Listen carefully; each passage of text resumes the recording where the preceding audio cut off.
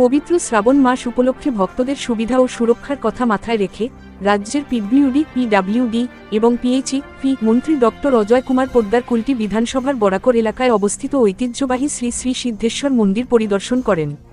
মন্ত্রী বুধবার মন্দির প্রাঙ্গণে পৌঁছান এবং মন্দির কমিটির সদস্য ও প্রশাসনিক কর্মকর্তাদের সাথে বৈঠক করেন। শ্রাবণ মাসে দূর দূরান্ত থেকে আসা ভক্তদের জন্য কী কী ব্যবস্থা করা হয়েছে এবং আগামী দিনে কী কী কর্মসূচি রয়েছে তা তিনি খতিয়ে দেখেন। পরিদর্শনকালে মন্ত্রী মন্দিরের পরিকাঠামো, পানীয় জলের ব্যবস্থা, স্বাস্থ্য, আলো এবং ভিড় নিয়ন্ত্রণের বিষয়ে খোঁজখবর নেন, যাতে পুরো শ্রাবণ মাস জুড়ে ভক্তদের কোনো ধরনের হয়রানি বা সমস্যার সম্মুখীন হতে না হয়।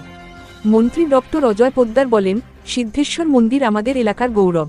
শ্রাবণ মাসে এখানে হাজার হাজার ভক্ত সমবেত হন।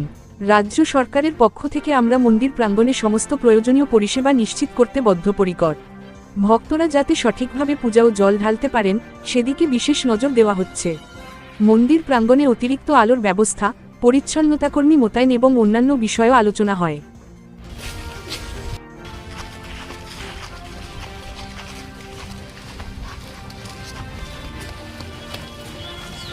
पीछे पीछे